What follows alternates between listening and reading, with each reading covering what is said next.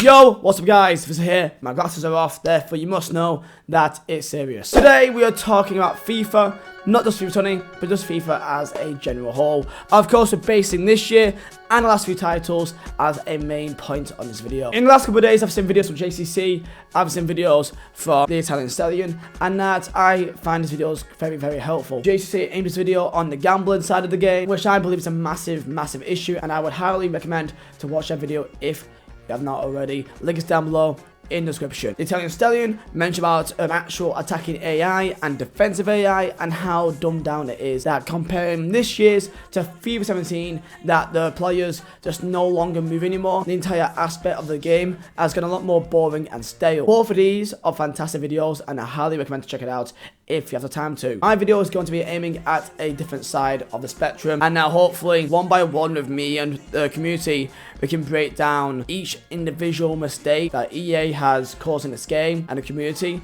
and sadly the reason why it will never change. I'm going to be aiming on the player base, the lack of players if so, and of course the main thing is why has this changed in the first place. And for me, that is a pro scene. The competitive scene has completely destroyed FIFA for a lot of people. It may have made good for some others, but looking at the actual figures, most people do not enjoy playing this game, especially on FIFA Ultimate Team. Welcome to the moment that FIFA changed forever. Smash the like button if you guys enjoy and subscribe if you're new.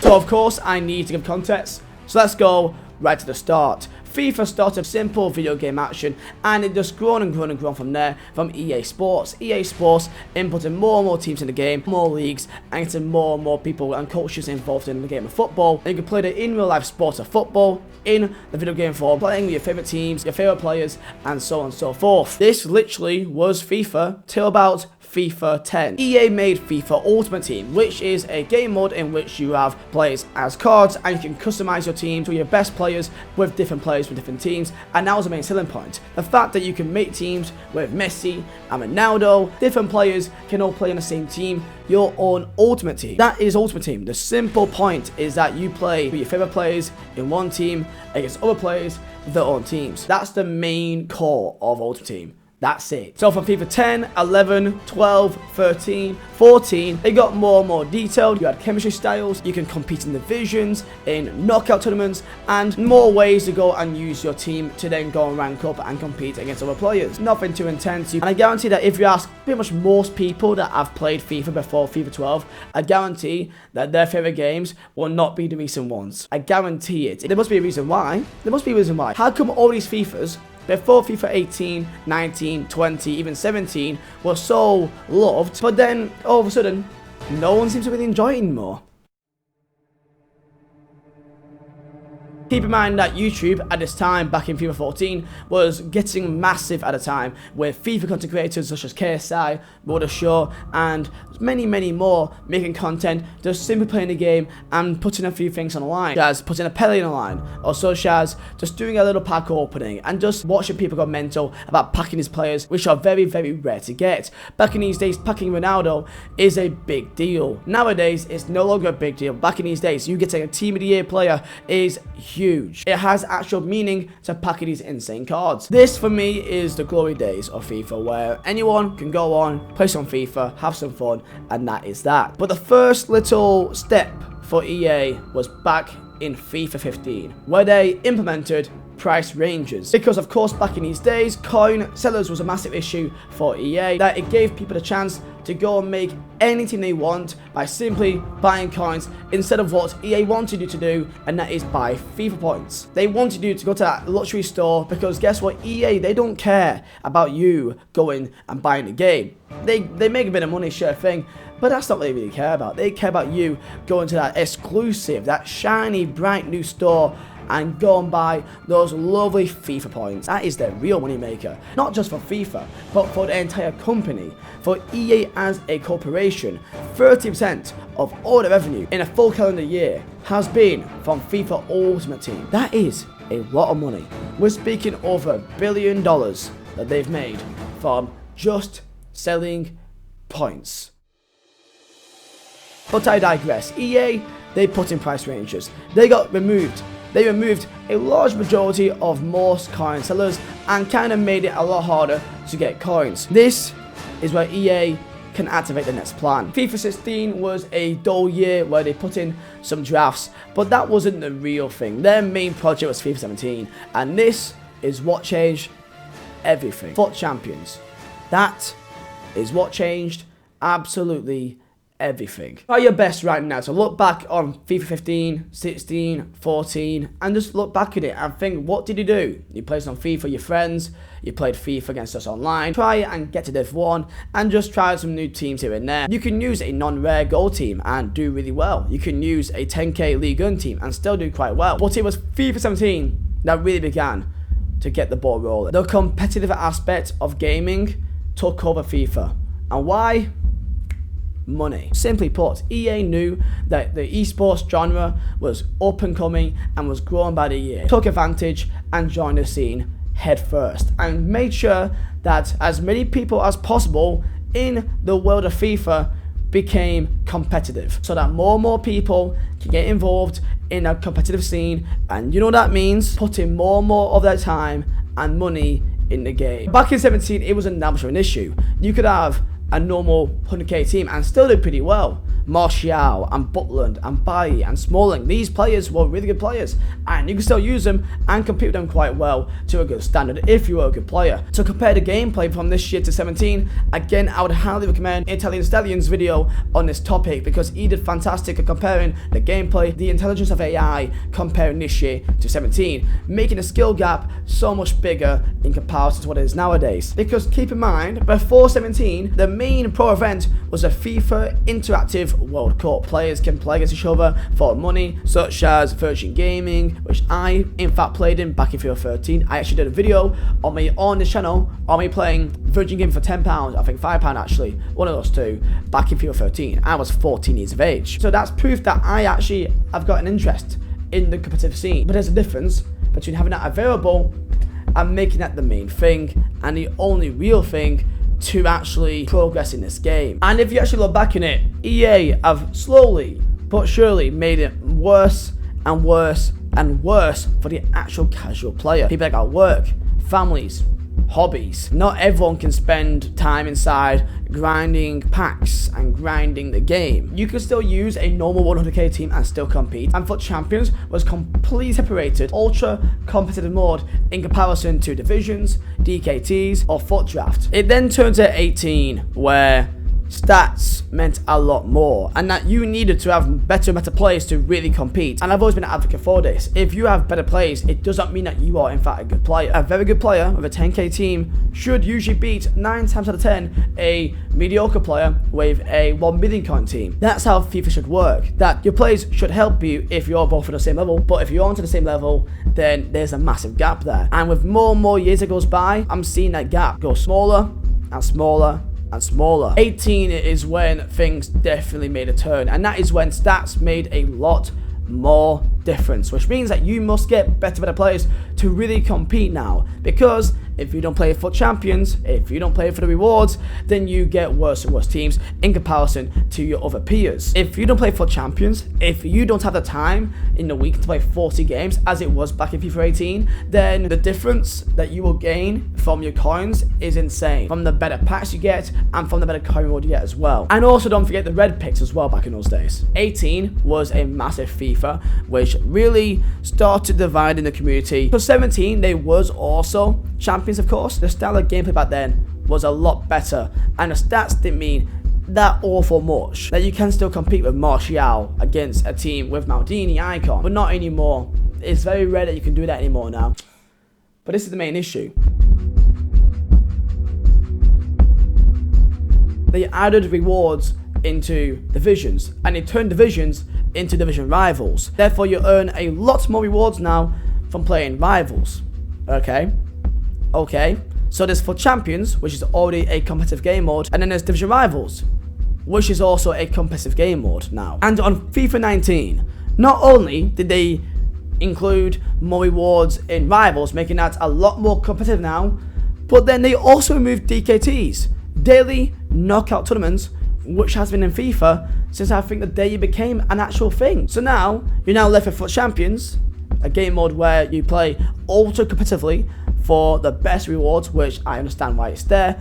But then there's Rivals, which is also now a lot more competitive because now you're playing for even more rewards. And there's Draft, which you must enter 15k to enter, and if you don't win it, then odds are you still don't even make break even if you win. So if you're not a insane player, odds are you may lose in your first or second game, so you definitely will lose coins. So what is there left? You can't play for champions if you're casual. You can't play rivals because everyone's now ultra sweaty now. So, and keep in mind, the more rewards you get, the more insane teams you get. And back in 19, they made stats even more important. Where now composure is now a very big stat now. Agility, balance, sprint speed, acceleration, shot power, curve. For once last year, I was really bothered about the curvature of my players. How high was their curve? I cared so much about that, man. And then there's the next thing, stamina. Stamina, they made a massive thing. So if you have a player with like, let's say 70 stamina, they will be pretty much useless by the 60th minute. Not useless, but they will be about a third slower. They will have a shot power weakened. They will have their actual speed weakened. They will have the strength weakened. They'll be making more mistakes when passing the ball. Basically, your players will become absolutely useless by the time it's the 60th minute if you use anyone that's below 70 stamina, which means that they're making players more meta if they have these certain stats. So now you are only looking for this small batch of players that actually suits this meta. And guess what? These limited players, who in fact are really good, rise up in price because everyone now wants those players. And the players that no one cares about, they don't care about anymore because you can't use them. Remember back in FIFA 14 that Benteke was one of the best players in the game? Yeah, imagine Benteke now in FIFA 20. It won't happen. He's too slow, he's got poor stamina, he can't turn, and he's got low composure. Remember when Silvers were great back in the day? You know, Brazil teams using skills. You see El Shaarawy banging out goals 30 yards out. Now, should it probably happen? Probably not, but is it fun? Is it make the game a lot more enjoyable to have these players which you could just do wacky things with when really you probably shouldn't? This is the difference between a game that takes itself really seriously, 19, 20, 18, and a game which didn't and people actually had fun with, 12, 13, 14. Less and less players suits the meta where you need to perform at the best level, therefore to go up in price. Therefore, for you to actually compete with other people, you need these players. But they're more higher up because they're more meta. So what you need to play the game more. Or, and this is how they get you, if you don't have the time to play the game, you buy FIFA points. That's how people compete. If you can't grind the game, then you must put in money. Otherwise, you are at a complete disadvantage no matter what you do. Unless, if you're really good at the game, that's the only reason why you can maybe compete. So they make you buy fewer points. Because unless you have the Messi and the Ronaldo and Mbappe and Neymar, then you can't really compete the same way as what someone else could. And the skill gap got lower and lower and lower each year that went by. Because the AI got slower and slower, got more and more dumb. You see goalkeepers making mistake after mistake after mistake. So this is the current situation right now. And this is why people from outside FIFA find FIFA completely laughable. Because you have a game and a community that separates people massively. Number one, do you have time to play the game? If you say yes, then great. You can grind rivals and squad battles and SBCs and foot champions and all that great stuff to give you the best chance of improving your team. Cool. Now, is your team meta enough? Do you have the best players? Do you have the best players you could possibly get? Do you have icons? Do you have informs? Do you have all these brand new players? These UCL cards, these want to watch cards, these team of the years, team of the seasons, future stars, shapeshifters, flashback cards, flashback moments cards, headliners, winter refresh, player of the month card in the Bundesliga, in Liga 1, in the Premier League, in La Liga. And the list goes on, boys. There's like 25 different types of playing this game. When, keep in mind, back in FIFA 14, there were like 7. Now this year, there's so many events which you may say brings EA more money because people see these shiny cards and they're like, wow, I now want that thing. You may have a pretty nice team already, but now these brand new Fisher Star cards are out and they're now pink. So now you want these new pink cards. Now you're going to grind out the game again, and guess what? If you can't grind the game, then you go put in your own money and the cycle continues. If you cannot put your time in the game, which is a lot of time to play the game, then you must put in your own money. Otherwise, sorry pal, but you can't join this event. This event is purely for the elite. Now, why am I on about cards so much? Well, this is the issue which I find with EA and the pro scene, that they limit the pro players. This is not any offense to any pro players.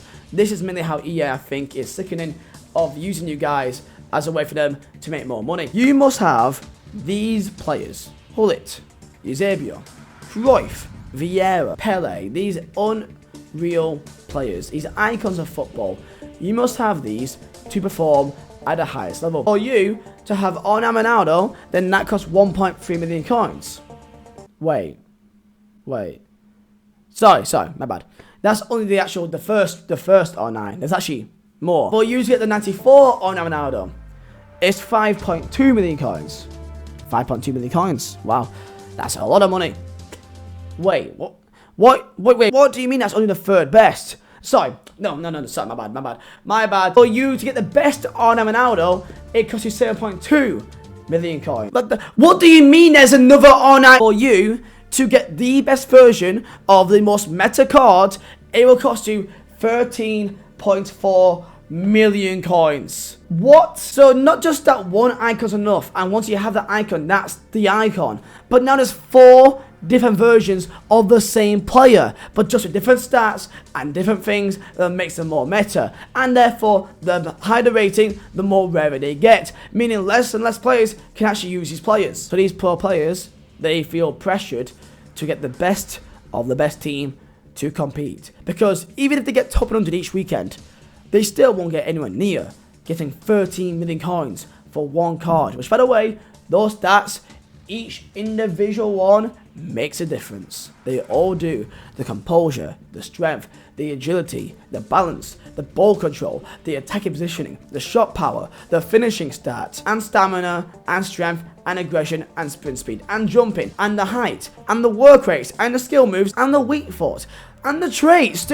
There's so many things that makes these cards different to one another in each individual way that it blows my mind. And just to show this, to prove that how much EA are focused on making each individual card so different on every single stat, and how much they focus on meta, Team of the Mbappe, 98 Team of the Mbappe, 2.8 million coins. Do you want to know how much the 94 rated Mbappe is? The fourth birthday Mbappe, who is 4 ratings less, but the only difference is the fact that he's got a 5-star weak foot.